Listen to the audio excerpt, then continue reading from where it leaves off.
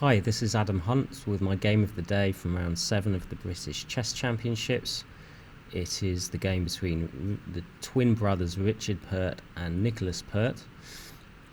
They've played each other quite a few times in the past in this particular event, mainly with draws as the outcome. Often quick draws. Once, a few years ago, a really long, hard-fought last round game. Richard is the slightly lower rated of the pair. He is an international master, whereas his brother Nick is a grandmaster. And we featured Nick's game yesterday against Katerina Toma, which was a really excellent win for him. But unfortunately today, or yesterday as it is, as this is the morning of the 8th round, he was on the receiving end from his brother, which for Richard is a big psychological barrier, I think, to overcome, especially as in such an important game with so much at stake. So we'll go through the game, which started as a Slav, d4, d5, c4, c6. And I imagine these, obviously being twin brothers, the pair know each other's openings inside out. Knight c3, knight f6, knight f3, dc4. Nick chooses the most principled continuation. And Richard here plays e4. This is the so-called Geller gambit. The alternative is to play in a much more kind of quiet way, I suppose, with a4. And then after bishop f5, something like e6, e6, bishop takes c4, knight b d7 happens. And this has all been discussed in terms of the theory quite a lot before. But e4 has also been played a number of times. Nick chooses to go b5 to hang on to his pawn. That's kind of the idea, making it difficult for white to win it back. And Richard here chooses bishop e2, which has become a popular move. It used to be the case that knight d5 was considered the best way to try and get something here. And then after knight d5, I think, I'm not an expert on the Slav, but I think something like a4, e6 takes. Black throws in an intermediate move to hold on to his pawn. Pawn takes knight g5, queen h5 to threaten mate and weaken some dark squares. Something like this, I think, is considered to be okay for black at the moment, holding up in terms of the theory. But bishop e2 is just says, okay, I'll just wait, see how you're gonna develop. And here Nick chooses to play e6. b4 is an alternative, and it leads to sharp position, because after b4 the knight can't really move because we take on on e4, so white is kind of obliged to go e5. And there was a relatively recent high-level game between Carlsen and Yu Yangyi which went like this.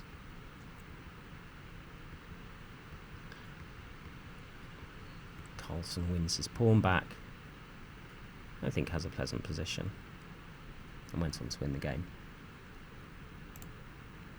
But e6 was played, castles, bishop b7, and white plays b3.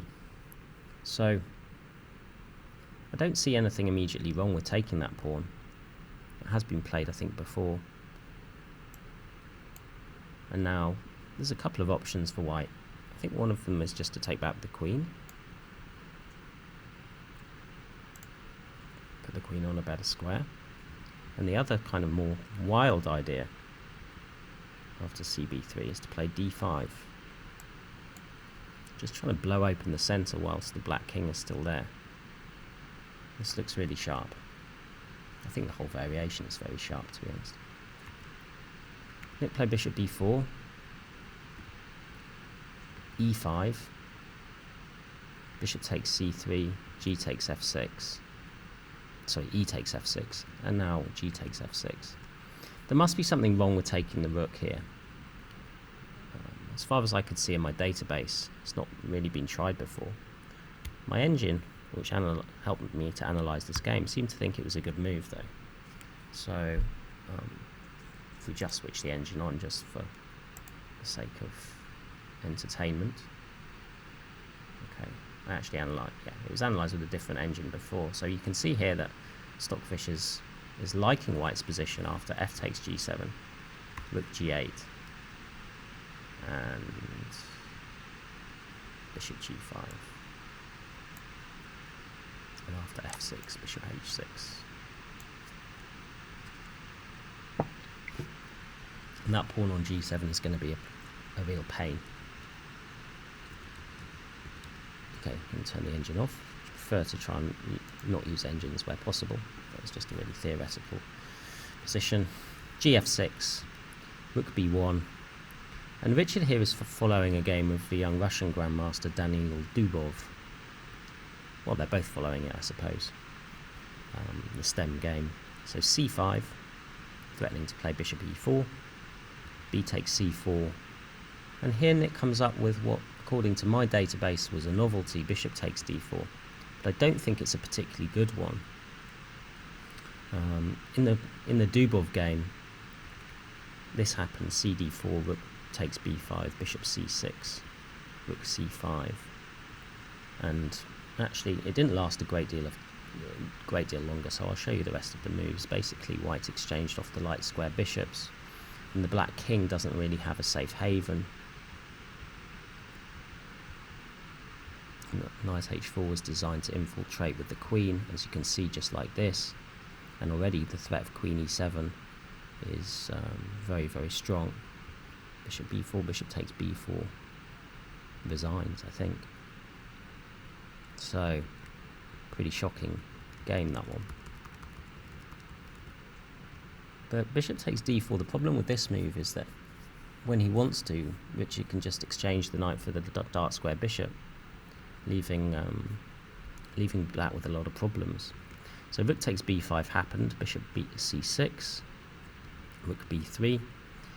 Also, perhaps knight takes d4 is a good move as well that might be considered in the future if this ever crops up. The point here is that if I take your rook here, you're going to take it with your knight, and you're going to get two excellent minor pieces for the rook. If you take with your queen, then I have this move queen to b3, and now I'll be trying to embarrass the queen, perhaps with either rook here or bishop here, and tactically this is justified. Oh, and of course we're also threatening to take on b8, and this is justified because if you take my rook now, queen takes b5 is check, something to d7, let's say knight d7, I think rook d1 skewers and wins. Although it's a little bit more complicated, maybe rook here is possible as an alternative, as a move. Perhaps queen a4, then rook b4 comes into the equation, or queen, maybe something like this is possible. Rook b here and then queen here. This looks quite strong. And if queen to d7, then bishop f3 is a nice move. Just getting the rook in the corner. There's no way to save it. So there was an alternative there perhaps for Richard as well. Rook to b3, rook to g8, and g3. It's a good move, just meaning that this knight is now freed up to do something else. And as we'll see in the game, that happened with the exchange of the dark square bishop. Knight a6 and knight takes d4. Really good decision. We were wondering in the commentary box as to what exactly white was going to do here. Because if he does nothing, then and these central pawns perhaps start advancing. If I can get a clamp on the position, I'm not quite sure how. Maybe one of these pawns. Well, there was another nice tactical point here that was worth pointing out, which was after g3. You might, or in a lot of time, you might wonder why black doesn't go bishop a4, pinning the rook to the queen, but then I can actually just take your knight off here. And after bishop takes queen, takes d8 check, takes d8, takes d1. We've got another two minor piece for rook and pawn endgame, but I think white is doing excellently here as well, with the potential of the bishop pair and the loose pawn structure that black has. So knight a6, knight takes d4. I think if queen takes d4, we might play something like rook d3. Queen's got to move somewhere. If it goes here, then we can just skewer it with bishop f3. And if it goes here, sorry, we just done that one. And if it goes here, well, perhaps bishop f3 anyway. Simply trying to exchange off the light square bishop. Looks good. So c takes d4. I think bishop a4 is a genuine threat now, so we wondered in the commentary room about something like queen d3 as being a possible move. But Richard just chooses a kind of simpler plan of bishop f3. Rook c8, bishop takes c6, rook takes c6, and then queen h5. It's a powerful move. A few different ideas in play there. Something like queen to b5 is maybe playable. Obviously queen takes h7 is a threat. And in this position here, I think the next move by Nick is a serious mistake. He played the move f5, but yeah, I don't think this is particularly good.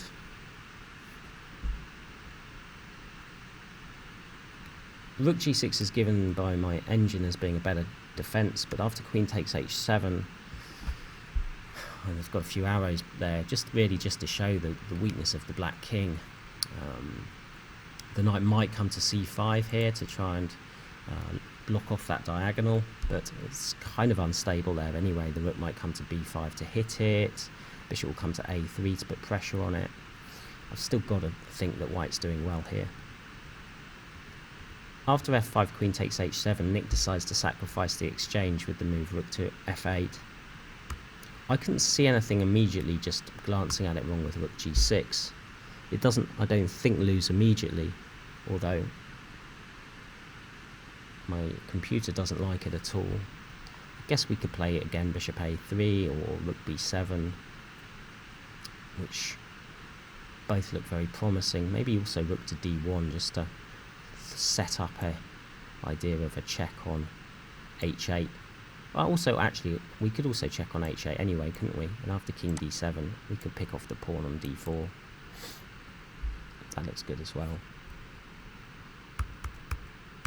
So, I guess Nick is now obliged to give up the exchange with rook f8, bishop h6, queen f6, bishop takes, king takes, and here the queen on h7, I guess the argument is that it's a little bit out of the play, but the problem is that the black king is in quite a bit of trouble still. And Richard continues to play actively. Rook b7 takes c4, rook takes a7, and knight c7. The point here is that if I was to go knight c5, then rook a8 check, king e7, and queen g8 is a really powerful way of continuing. Threatening mate on d8. So rook takes a7, knight c7, rook b1, bringing the other rook in. And here, probably f4 is a mistake. I don't think it's too much better, but king e7 with the idea of just getting the king off the line for the checks. And maybe queen a5 might be possible. I wondered then about something like rook b8, threatening mate on d8 again. Just saying, you know what, I don't care about the checks on the back rank. For example, queen e1, king g2, queen e4. Perhaps here even I've put king h3 as a variation.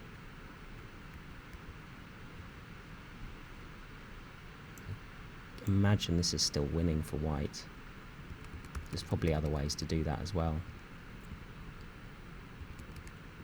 But f4, the problem with this one, I think, is it just means that this queen is always able, if necessary, to come back to one of these two defensive squares. As it was, actually. Richard didn't feel the need to do that. He just connected his rooks. King e7 now, and rook b8. Let's get rid of those arrows. Now the idea is queen g8. Whenever this rook reaches b8, queen g8 followed by queen d8, e5, queen g8, rook c6, and now Richard decides to go into an endgame without the queens, which is very sensible, and without the rooks. And this is now just basically winning, because I think he might also be able to play rook b7 just to pick off the f7 pawn, but I guess he didn't see the need. Problem here is that this outside pass pawn is just so very, very difficult to stop, especially with a knight.